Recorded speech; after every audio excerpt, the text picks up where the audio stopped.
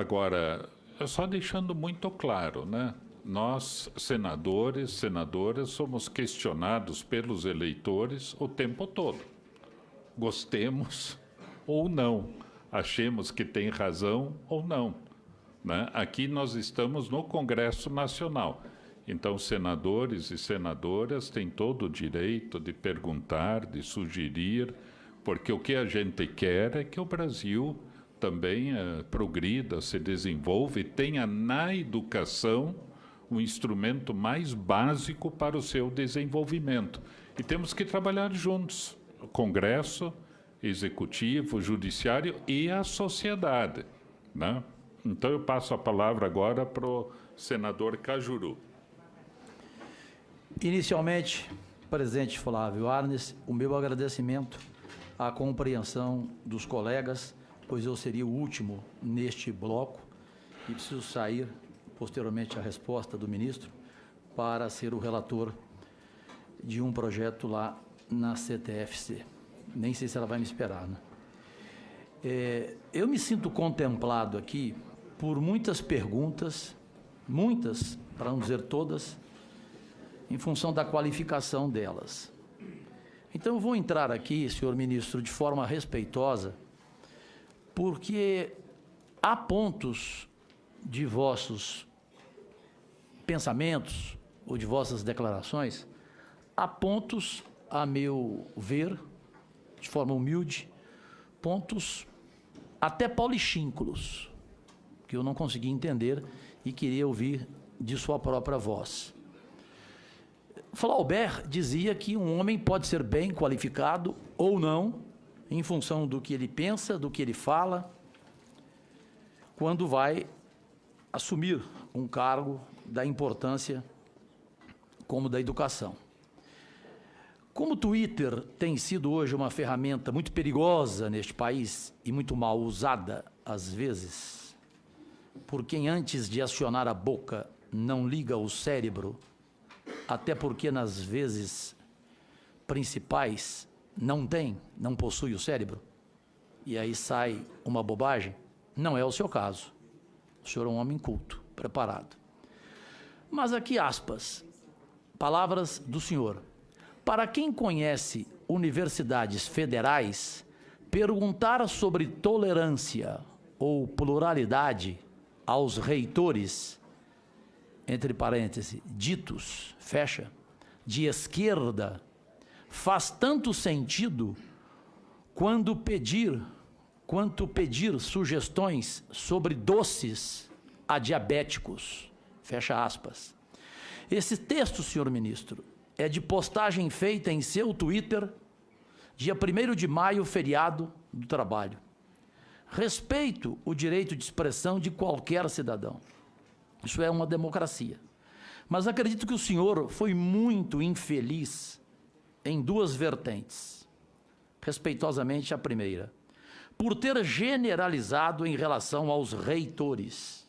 A meu ver, teria de precisar quais são os reitores de esquerda, de direita, que agem de forma a serem passíveis de enquadramento em crimes de responsabilidade por estarem agindo fora dos critérios exigidos na administração pública.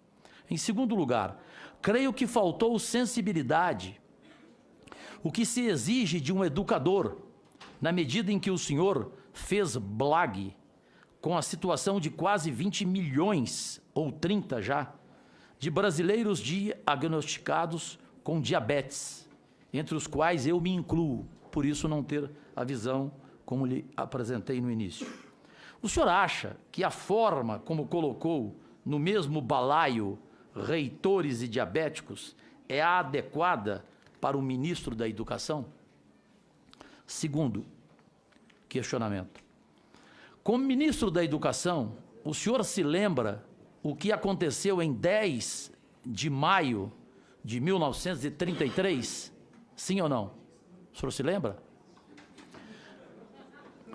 Se o senhor não se lembra, ministro, respeitosamente, assim como esse dia foi muito triste para a humanidade, também será muito triste se o ministro da Educação não se lembrar que os nazistas iniciaram uma grande fogueira de livros, convencendo os alienados da época que destruir a educação era a melhor solução.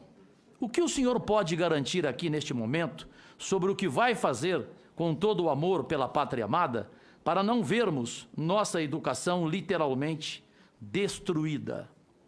Para o senhor, como deve ser a vida acadêmica num campus universitário? E para concluir, em um vídeo que circula na internet, o senhor declara, aspas, os comunistas são o topo do país, eles são o topo das organizações financeiras, são os donos dos jornais, eles são os donos das grandes empresas, eles são os donos dos monopólios, fecha aspas. O senhor poderia citar o nome desses grandes comunistas capitalistas? Seria um José Safra? Seria o Moreira Salles? O Os Moreira Salles? Seria um Eduardo Severin? Senador. Um Leman? Serão esses magnatas membros de um comando secreto que querem implantar o comunismo no Brasil? É isso que eu gostaria de saber. Agradeço ao senador Cajuru. Passo a seguir a palavra para o senador Ângelo Coronel. Bom dia, aliás, boa tarde a todos. Eu vou direto ao assunto para que a gente economize tempo. Ministro, se o problema da universidade é a balbúrdia, Vossa Excelência acredita que esse contingenciamento vão acabá-las? Hoje já houve várias paralisações Brasil afora nas universidades. Acredito que esses possíveis cortes, para não falar em cortes, e também não ter a briga juntamente com o senador Randolph sobre corte e contingenciamento, isso é uma questão realmente de estudar melhor o português. Eu não sou engenheiro, não sou nenhum professor, eu prefiro falar já em possíveis cortes substituindo o contingenciamento. Será que esses possíveis cortes vão causar realmente essas ações? Porque eu acho que a partir do momento que foi veiculado esse contingenciamento, aí sim que está se instalando uma balbúrdia no país. Eu queria perguntar ao ministro, quanto custa tirar a roupa e fumar baseado dentro de uma faculdade? Por outro lado, quanto custa fazer pesquisa científica e extensão a sério? Quanto custam reatores e laboratórios? Quem é prejudicado com os possíveis cortes? É a parte da universidade que faz a balbúrdia ou são justamente aqueles que produzem?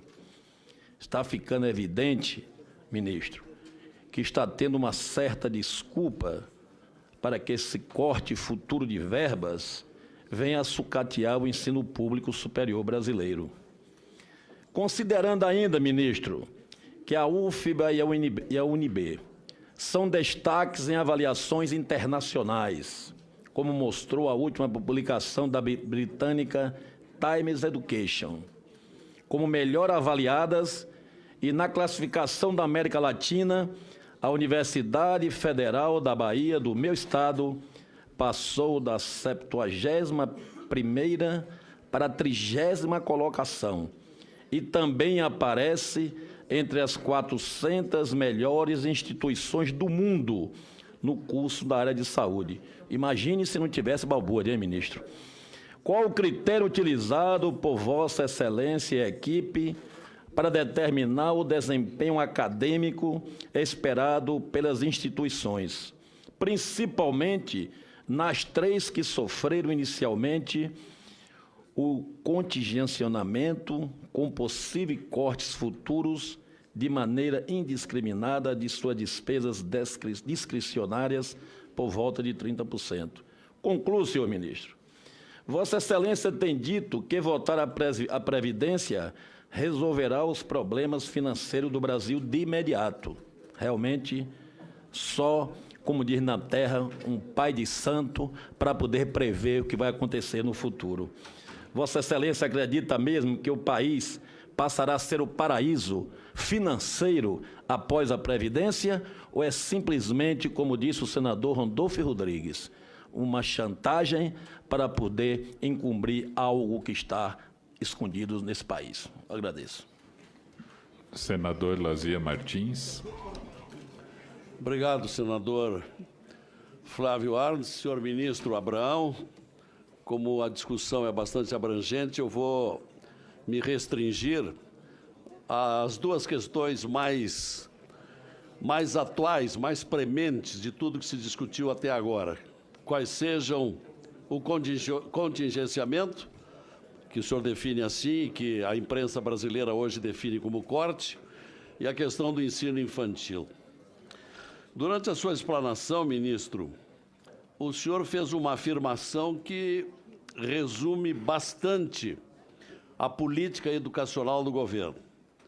O senhor disse que no governo atual se gastou demais no telhado. O telhado o senhor define, evidentemente, como o ensino superior. E no plano de meta que o senhor expôs há pouco, a meta número 1 é a educação infantil, o que, em princípio, é bastante saudável. Agora, na medida em que há esse corte ou contingenciamento de 30%, estamos vendo que inúmeras universidades estão ficando muito mal. No meu estado, por exemplo, há uma grita geral hoje das principais universidades do Rio Grande do Sul, como a Universidade Federal do Rio Grande do Sul, que é uma das melhores do país, Universidade de Pelotas, Universidade de Santa Maria, Universidade de Passo Fundo. Os reitores estão aflitos. O reitor da Universidade de Pelotas chegou a declarar à imprensa de hoje, em Porto Alegre, que se não tiver esse recurso, fecha a universidade em setembro. Bom, então a pergunta primeira, não foi muito radical, não está sendo muito abrupta essa definição do contingenciamento de 30%?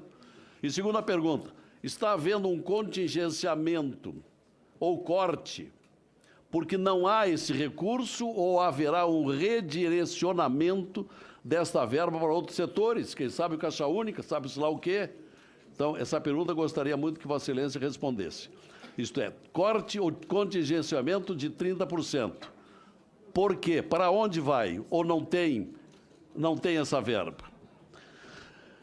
Outra pergunta. Com a valorização do Fundeb, que o senhor salientou bastante, nós sabemos que no ano que vem nós teremos o último ano de vigência do Fundeb. E há aqui no Congresso Nacional, PEC, propondo que o Fundo da Educação Básica se incorpore à Constituição brasileira. Para sempre exista o Fundeb. Qual é o projeto? O que pretende o governo com relação ao Fundeb? E uma última pergunta. Se hoje o ensino básico compete aos municípios, o ensino médio compete aos estados, o ensino superior compete à União, mas o governo dá valorização máxima ao ensino básico, que hoje toca principalmente aos municípios, que estão com grandes problemas financeiros. De que modo a União vai socorrer, vai ajudar isto que é básico, isto que é fundamental, isto que é o projeto prioritário do governo, o ensino básico? Vai ajudar os municípios, vai ajudar o ensino médio dos estados ou vai deixá-los nas dificuldades hoje existentes? São as perguntas que pretendia. Agradeço ao senador Alessandro Vieira. Boa tarde, senhor presidente, senhor ministro. Senhor ministro, o senhor, durante uma hora, apresentou aqui no Senado um diagnóstico e poucas propostas. Com relação ao diagnóstico, não existe nenhum tipo de grande divergência no Brasil. O diagnóstico da educação é razoavelmente sólido. O problema está na execução. Da mesma forma, o senhor acerta no diagnóstico que faz quando diz que é necessário desarmar espíritos. Na apresentação, inclusive, uma tabela que mostra em todos os ministérios, absolutamente tudo, e houve contingenciamento em todo lado. Inclusive, no MEC foi 31,5% sobre as receitas discricionárias. Então, assim, não foi algo que eu tenha dito, simplesmente a arrecadação está vindo abaixo do projetado e de uma forma responsável, necessária, de acordo com a Lei de Responsabilidade Fiscal, o Ministério da Economia não tem outra alternativa, senão contingenciar os demais ministérios. A gente foi contingenciado. O MEC é principalmente a Universidade Federal, então teve que repassar. De novo, é só sobre a discricionária. Não, estamos falando de 20 bi. O MEC tem 150 bi. Então, o resto foi preservado. Era isso, contingenciamento. Ah, sim, aí eu vou discordar do senhor. A questão da violência na sala de aula, a questão da violência nas escolas, infelizmente, falta de disciplina, infelizmente, não é uma coisa pontual. A violência no Brasil hoje ela é epidêmica. A falta de respeito com os professores, a desconstrução do ambiente em sala de aula, infelizmente, é epidêmica. Atribuir a um caso isolado, veja, vou de novo falar mais uma coisa pessoal. Eu tinha uma vida no setor privado e por várias razões eu e meu irmão a gente resolveu entrar nessa trilha. Eu fui para a trilha do meu irmão. A gente sempre foi muito próximo. E a gente entrou de muito peito aberto.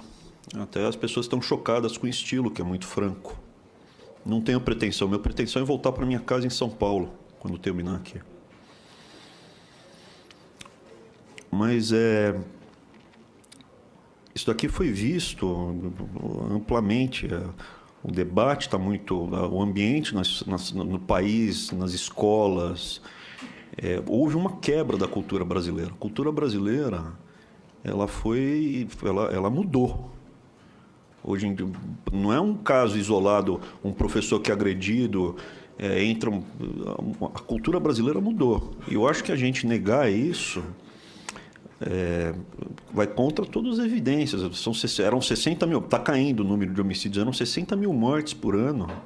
O ano passado, o Brasil morreu 2 milhões desde 1990, é muita gente que está morrendo no Brasil, é muita violência, está permeado. Então, eu, nesse aspecto, eu não concordo. Eu acho que é importante, inclusive, os professores do ensino básico, que é o pessoal que está na linha de frente. Daqui a pouco, obrigado, foi muito gentil. É o pessoal que está na linha de frente. Eles colocam que é uma prioridade valorizar, trazer de volta o respeito. E também os alunos. Em muitos momentos vem esse abuso de alguns professores que chegam, em vez de ensinar, ficam doutrinando. Então, nesse aspecto, essa é a minha resposta. Senador Lazier, pedir redirecionamento, não vai ter redirecionamento, porque simplesmente está tendo contingenciamento. Quando for descontingenciado, vai ser descontingenciado para quem foi contingenciado. Você tinha lá o orçamento, está sendo seguro por um pouco por algum tempo, e quando volta normal. De novo, no MEC, foi 31%. Quanto à questão da divisão básico, ensino básico, município, médio, estados e superior e união, sim, a gente quer ajudar estados e municípios através dessa conversa que a gente quer ter amplamente com todos a respeito do Fundeb. Nesse sentido, a gente teve uma reunião ampla, está tendo várias reuniões, secretários estaduais, municipais. Tivemos ontem, inclusive, com a Economia, Ministério da Economia, com o Banco Mundial, todos pela educação, com o Paz de Barros do INSPER, com deputados como a deputada Dorinha, com Gastão Vieira. E é uma série, não é que está tendo uma episodicamente, a gente está tendo várias conversas como esse. Opa, deixa eu deixar ao lado aqui o sanduichinho. Sobre o desempenho, aqui o coronel, o Ângelo Coronel, trazer os reitores aqui para explicar. Se eu não me engano, a gente já conversou com 40 reitores nesse período de um mês. Então, a gente está buscando conversa, tá? Estamos conversando com eles. E o senhor falou da Previdência. O senhor perguntou, se acha que se passar a Previdência o Brasil vai melhorar? Sim, eu acredito nisso e falo porque eu não tenho nenhum... Se o senhor me permitir, concluir, né? Eu sim acredito nisso. Não tenho mais nada. Eu entrei nesse caminho sem medo de voltar. Não tem volta para o caminho que eu entrei. Eu provavelmente hoje devo ser odiado por 10%, ou 15% do movimento universitário brasileiro inteiro. Enfim. Então não tem caminho de volta. É um compromisso com o que eu realmente quero entregar. É uma doação. Os brasileiros que estão aqui, a família da minha mãe está aqui no Brasil desde sempre, mas os Weintraub, eles perderam o país deles. Foram embora, foram tocados. Vai perguntar para um venezuelano que quer perder o país, é uma situação muito triste. E isso nos guiou, tanto na luta, quando a gente deu apoio para a Marina Silva lá atrás, como agora, quando a gente está apoiando o Jair Bolsonaro nessa condução toda. Então, sim, eu acredito realmente que se a gente passar a aprovar a nova Previdência, é dar água para o vinho. E com que autoridade eu falo isso? Bom, o que me permite estar aqui não é o meu salário de professor. Meu salário de professor eu não tinha dedicação exclusiva, era 40 horas. Se eu não me engano, era R$5.000 por mês. Eu tive sucesso na minha vida na iniciativa privada, agradeço a Deus, também o meu trabalho, me esforcei bastante. E eu vivia e vivo de fazer projeções, prognósticos, cenários. Eu fui economista-chefe mais de 10 anos, com um grau de acerto bem razoável. Então, me sinto bem confortável em falar sim, é dar água para o vinho, sim. Por favor, votem na Previdência. Sim, vai mudar a realidade do Brasil. Sim, vai mudar a realidade das crianças nas escolas. Sim, a gente precisa votar a nova Previdência. Senador Cajuru, aqui é uma frase, assim, são duas frases que eu comentei, né? Uma está no meu Twitter, eu não nego. Não achei que foi tão ofensivo. Inclusive, eu tenho parentes diabéticos, então não achei nada tão ofensivo. E, de novo, às vezes uma coisa ofende, outra não. Eu vi uma fala do senhor do Senado também, quanto ao meu nome, bem jocoso com o meu nome, tirando o sarro da minha origem, mas tudo bem. Acho que a gente tem que estar um pouco mais leve em relação um com o outro, senão a gente vai ficar nessa luta de olho por olho, dente por dente, todo mundo vai ficar cego e banguela. Tem que oferecer outra face. E a outra coisa do topo do país, um dos livros mais importantes, assim, teve vários livros, né? Ninguém tem a quantidade de miopia que eu tenho a troco de nada. Eu li bastante coisa, mas um dos livros que me marcou muito, que eu comprei numa quermesse, foi A Revolução dos Bichos, Animal Farm, do George Orwell. É um livro maravilhoso. E no final do livro, que é a luta, né? Você tem os animais da fazenda, que são explorados ou pelos grandes monopolistas, né? Que era o fazendeiro, ou pelos porcos, que eram os comunistas. E no final, a cena final, é justamente quando os porcos e fazendeiros já estão tão parecidos e estão comemorando e se banqueteando, que você não consegue mais saber quem é porco e quem é fazendeiro. É assim que fecha a Revolução dos Bichos. E o que eu estava falando ali é dessa relação incestuosa, que incestuosa é uma palavra muito forte, essa amálgama que houve entre os amigos do rei, grandes empresários que receberam benesses do BNDES, que conseguiram oligopólios e monopólios. Hoje em dia você tem marca na picanha. Pô, tem marca na picanha porque tem 1 ou 2 produtores de carne. Mas se eu te falasse que era só na proteína animal, está espalhado no Brasil todo essa oligopolização e monopolização que houve. E esses grandes, entre aspas, empresários, eles foram criados, muitas vezes, com apoio do Estado e dos governantes que estavam comandando o Estado. Então, é nesse sentido que eu falei, que você não consegue mais ver a diferença de um com o outro. George Orwell, finalzinho da Revolução dos Bichos. Por último, eu falaria do dito de esquerda. Eu não gosto de dividir as pessoas entre esquerda e direita, porque o conceito, originalmente, vem da Revolução Francesa. O pessoal que defendia o pequeno, o indivíduo, as liberdades individuais, contra o rei, contra os poderosos, sentava à esquerda e na montanha. Eu estou 100% a favor do pequeno. Eu fui dar aula na Universidade Federal de São Paulo, em Osasco, para retribuir as oportunidades que eu tive ao longo da vida para as pessoas que eu acho que mais precisam. Em Osasco, uma cidade que não é central, não sou eu que dou aula numa faculdade de grife. Não sou eu não quero dar aula numa faculdade de grife, eu quero dar aula para quem é do povo, pobre, classe média, baixa, a pessoa que está lutando para sobreviver. É isso que me atrai, poder pegar e levar ideias e conceitos para pessoas que não vão ter isso de outra forma. Se você olhar para outras pessoas ditas de esquerda, dão aulas em faculdade de grife, para rico.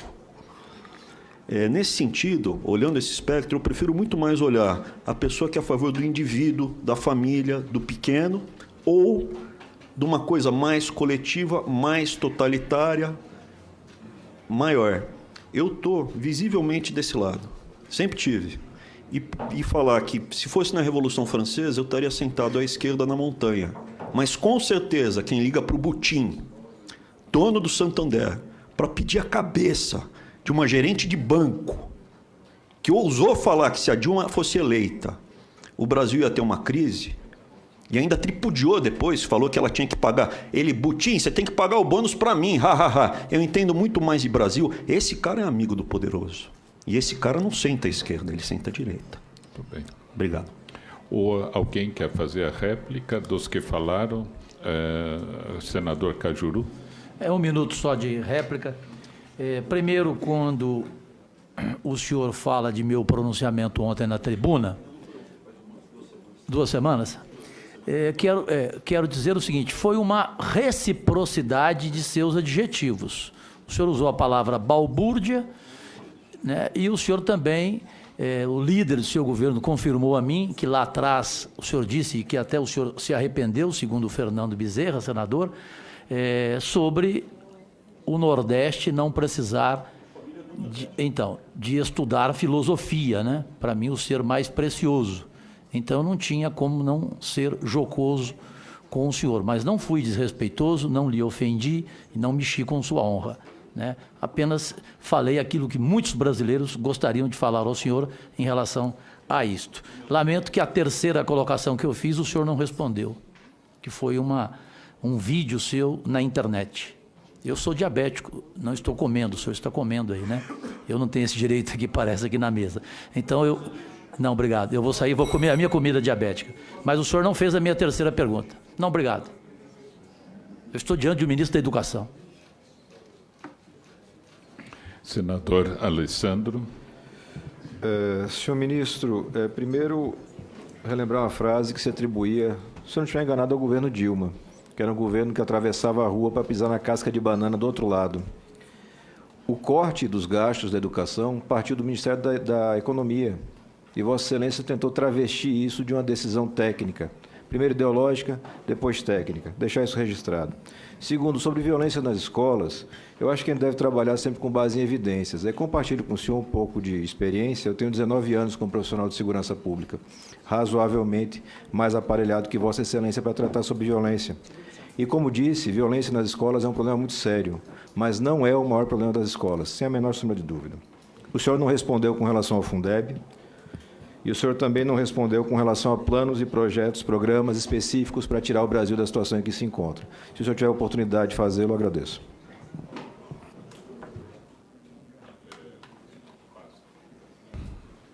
Passo a palavra ao ministro, caso queira fazer alguma consideração. Eu só quero, por questão de justiça, senador Alessandro, eu fui secretário de Educação do Paraná, e só quero dizer, e fazendo homenagem a todos os professores e funcionários do Paraná, que os casos de violência eram esporádicos, né? Existem e têm que ser analisados, como Vossa Excelência colocou, mas inclusive com trabalho muito bom da Batalhão da Patrulha Escolar Comunitária. Então, e também, claro, que existe a doutrinação, mas é coisa que nunca deve se confundir com educação também, né?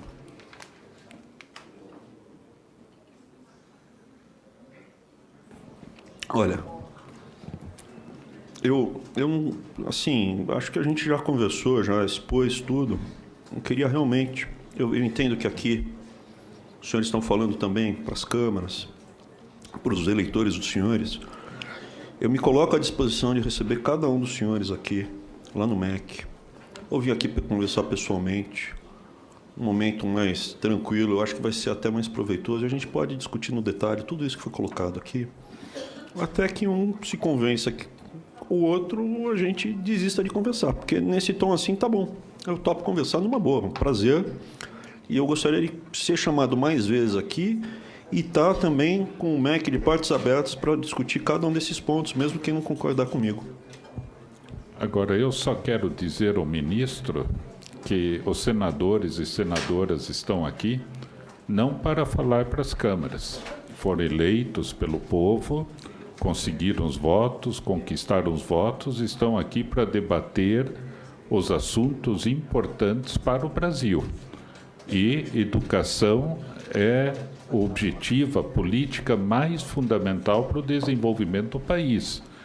Então, as dúvidas levantadas pelo senador Alessandro e por outros são muito pertinentes e muito adequadas ao tema sendo debatido. Então, eu até quero pedir ao ministro para que discuta com os senadores e senadoras, mesmo que alguma pergunta venha repetida, né? A gente tem que debater a exaustão. Agora, ao mesmo tempo, eu considero tão importantes as perguntas que eu peço para a secretaria, junto com a consultoria, que depois esta Comissão de Educação, Cultura e Esporte possa se aprofundar nas perguntas feitas para que a gente possa esclarecer, inclusive pedindo isso para os meios de comunicação, para as universidades que se dedicam ao estudo de tudo isso. Então, é só para deixar muito claro assim, que esse é o objetivo do Senado. Nós queremos saber o que o Ministério pretende, o que pretende fazer, e vamos debater a exaustão isto. E todas as perguntas, do ponto de vista dessa presidência, que estão sendo feitas, são relacionadas ao assunto, são pertinentes, alguns com uma crítica maior, outros com uma crítica menor, mas sempre dizendo que a gente quer que a educação vá para frente, né? Que oriente a gente. O senador Humberto Costa está presente?